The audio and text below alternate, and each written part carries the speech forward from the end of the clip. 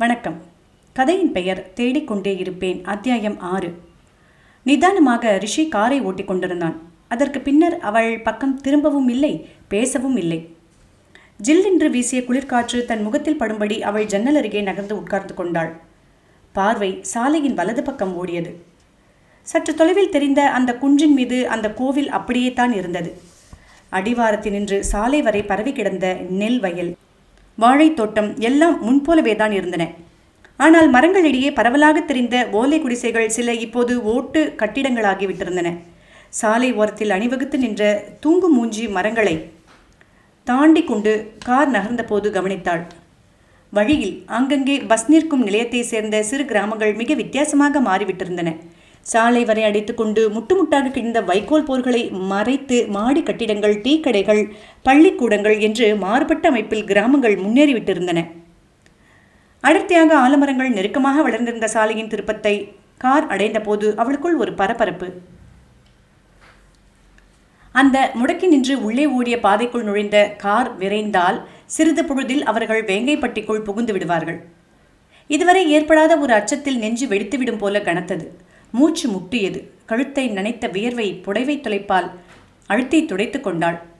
ரிஷி அந்த திருப்பத்தில் மிகவும் பழகினவன் போல காரை வளைத்து கொண்டு நுழைந்தான். குண்டும் குழியுமாக மாட்டு வண்டிகளை குலுக்கி எடுக்கும் அந்த பாதை இப்போது செப்பனிட்டு தார் மெழுகிய நல்ல சாலையாக காணப்பட்டது. வேகமாக பரவி கொண்டு வந்த வெளிச்சத்தில் தகதகத்த வெற்றிலை கொடி கால்களையும் அந்த சிறு பாலத்தையும் கார் நெருங்கும் போது வேதனையின் சுமையில் திணறி போனாள். அசட்டையாக காரை ஓட்டிச் சென்ற ரிஷி மீது அவளுக்கு ஆத்திரம் பற்றி கொண்டு வந்தது. உடல் நலமில்லாத தாத்தாவின் பலவீன நிலையை உபயோகித்துக் கொண்டு தம்பி வேஷத்தில் புறப்பட்டிருக்கும் அவனை அவள் நன்றாகவே புரிந்து கொண்டு விட்டாள். ஒரு சந்தர்ப்பவாதியிடம் இந்த தாத்தா எப்படி சிக்குண்டார்? அவளுக்கு மெத்த வியப்பு. ஆவேசமாக சிந்தனையில் மோதிய கொடுமையான நினைவுகளின் வலுவை தாங்க முடியாது சாய்ந்து கொண்டாள். அந்த கொலை குற்றத்திற்காக கைது செய்யப்பட்டு போலீஸ் பாதுகாப்பில் இருந்த சமயம் அவள் அடைந்த துயரம், வெட்கம், நீதிபதிக்கு முன் தலை குனிந்து நின்றபோது அனுபவித்த அவமான உணர்வு, பலத்த முயற்சியில் ஜாமீனில் விடுதலையாகி வெளிவந்த போது துக்கத்தில் உடைந்து பொங்கி வந்த அழுகையை கட்டுப்படுத்தி கொண்டு புன்னகைக்க முயன்ற தாத்தாவின் பரிதாப முகம் எல்லாம் சங்கிலி தொடர் போல நினைவில் மோத அவற்றை உதற விரும்புகிறவள் போல எழுந்து நிமிர்ந்து உட்கார்ந்தாள். அக்கா, கூப்பிட்டீர்களா? ரிஷி திரும்பாமலேயே கேட்டான். இல்லை. அழுத்தமாக அதட்டிவிட்டு கழுத்தில் புரண்ட அவனது நீண்ட முடியை வெறுப்புடன் விரித்தாள். மீண்டும் பழைய நினைவுகள் தொடராக. ஜாமீனில் விடுதலையாகி அன்று மாலைதான் அவள் வீடு திரும்பியிருந்தாள். இந்த ரிஷியைப் போலவே ஒரு வாலிபன் முகத்தை மறைத்த கருப்பு கண்ணாடியை கையில் பிடித்து கொண்டு பெரிதாய் புன்னகைத்தபடி வாசலில் நின்று கொண்டிருந்தான். கதவை திறந்த தாத்தாவுக்கு பெரிய கும்பிடு போட்டான். சுவாதீனமாக கூடத்திற்குள் வந்து நாற்காலியில் உட்கார்ந்து கொண்டான். தாத்தா கிராமத்து பள்ளி ஆசிரியராக இருந்தாரோ என்னவோ. ஒரு 10ஆம் பசலித்தனம். ரொம்ப இருமுகிறீர்களே, மருந்து ஏதாச்சும் வாங்கி தரவா? அக்கறையுடன் கேட்ட அந்த ஜிப்பாக்காரன் சட்டென்று ஒரு நோட்டு புத்தகத்தையும் பேனாவையும் கையில் எடுத்துக்கொண்டான். ஒரு கழித்த உள்கதவின் பின்னாலிருந்து சௌதாமினி விரைவாக வெளிவந்தாள். தாத்தாவை நான் கவனிச்சுக்கிறேன், நீங்கள் சித்த வெளியில் போகிறீங்களா? நான் தடுமாறினான் அந்த வாலிபன். அதனால தான் போக சொல்கிறேன். பிணத்தை கொத்தி பிடுங்கும் கழுகு போல இங்கே வந்து கூச்சலிட்டு பற்களை கடித்துக்கொண்டு அவனை துரத்தி கதவை தாளிட்டாள். யாருமா அவன்? அப்படி கோவிச்சிக்கொண்டியே? தாத்தாவின் அருகில் வந்து மண்டியிட்டு கொண்டு உட்கார்ந்தாள் பேத்தி. உங்களுக்கு அவனை யாருன்னு தெரியலையா தாத்தா? நான் வெளியில் வந்து டாக்ஸியில் ஏறதுக்குள்ள அந்த டாக்ஸியை சுற்றி கொள்ள பரபரப்பாக ஓடி வந்தானுங்களே 3 பேர்.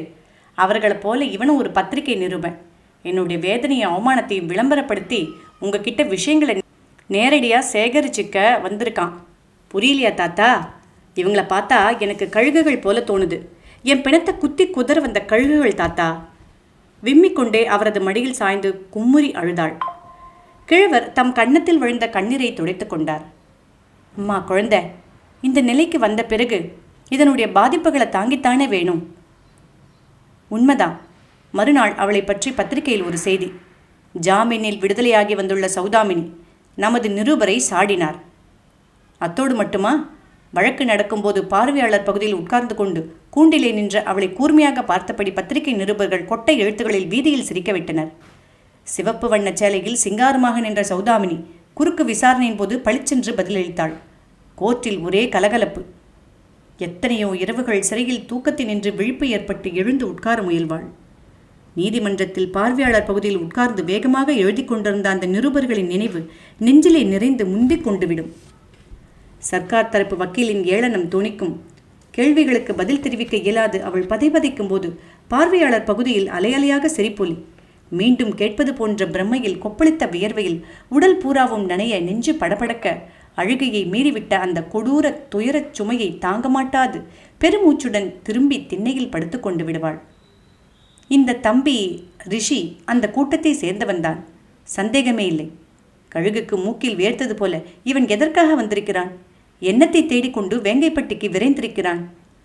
அவளது மறுவாழ்வில் மண்ணை வாரி போடவா இந்த தம்பி வேஷம்? பலத்த இந்த முன் ஏற்பாட்டிற்கு பதிலாக அழுத்தமான விஷயத்தை கொத்தி பறித்து கொண்டு போகத்தான் இந்த நடிப்பு. அயோக்கியன்! நினைவு நின்று திடுக்கிட்டு வீழ்த்து கொண்டாள். வடக்கு தெருவின் அருகே கார் சென்று நின்றது. அவர்கள் வீடுதான் முகப்பில் முன்பு இருந்தது. இப்போது அதற்கு முன் ஒரு பெரிய கட்டிடம். இதென்ன? எதிர்பக்கத்து ஓட்டு வீட்டுக்கு பதில் 2 அடுக்கு மாடி. வினாடியில் தெரு முழுவதும் பார்வையை பரவவிட்ட அவள் அதிர்ந்து போனாள். அடுத்ததாக இருந்த கூரை வீடுகள் எல்லாம் மாறி சிறு சிறு மாடி வீடுகளாக காட்சி தந்தன. ஆனால் அவர்கள் வசித்த அந்த வீடு இன்னும் பழுதடைந்த நிலையில் நாட்டு ஓடு வேய்ந்த கூரையும் வாசலில் திண்ணையும் ரேழியுமாக அதே பழைய அமைப்பில் அப்படியே இருந்தது. வாயிலில் காரை நிறுத்திவிட்டு இறங்கிய பின் ஆசனத்துக்கு கதவை திறந்து விட்டாள் ரிஷி. அவள் கையில் இருந்த பையை வாங்கி கொண்டு கார் கதவை சாத்தி பூட்டிவிட்டு படிகள் மீது வேகமாக ஏறினான். அடையாளமே தெரியாம ஊர் மாறி போயிருக்கேன்னு உங்களுக்கு தோணும். ஆனால் மனிதர்கள் மாறலங்கிறது சட்டுன்னு புரிஞ்சுக்குவீங்க. நீங்கள் வர போகிறத பற்றி ஊரே தெரிஞ்சு கொண்டு விட்டுருக்கு. ஒவ்வொரு ஜன்னலிலும் எத்தனை தலைகள், வாசலில் எட்டி பார்க்குறவங்க எத்தனை பேர்.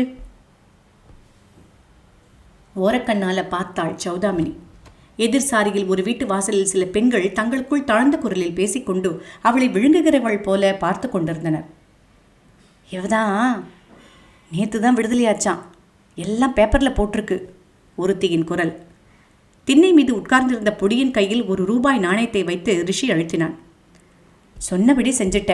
பத்திரமா வீட்டை இத்தனை நாள் பார்த்துட்டு இருந்ததை பற்றி சந்தோஷம். இப்போ உங்கள் வீட்டுக்கு ஓடு, உன்னை தேடினாலும் தேடுவாங்க. அவனை அனுப்பிவிட்டு கதவை திறந்து கொண்டு உள்ளே நுழைந்தான். வரவேற்பு கொடுக்குறா போல வாசலில் வந்து நிற்கிறாங்க பார்த்தீங்களா? இவங்க உங்களுக்கு உதவுவாங்கன்னு நினைக்கிறீங்களா? சௌதாமினிக்கு ஆத்திரம் ஆவேசமாக வந்துவிட்டது. நீ மட்டும் உதவவா வந்திருக்க? கத்தி கேட்க துடித்தாள். உதட்டை கடித்து கொண்டு உள்ளே விரைந்தாள். கூடத்தில் கயிற்றுக்கட்டிலில் கயிறாக நலிந்து கிடந்தார் தாத்தா வைத்தியலிங்கம். அருகில் வந்து உற்று பார்த்தாள்.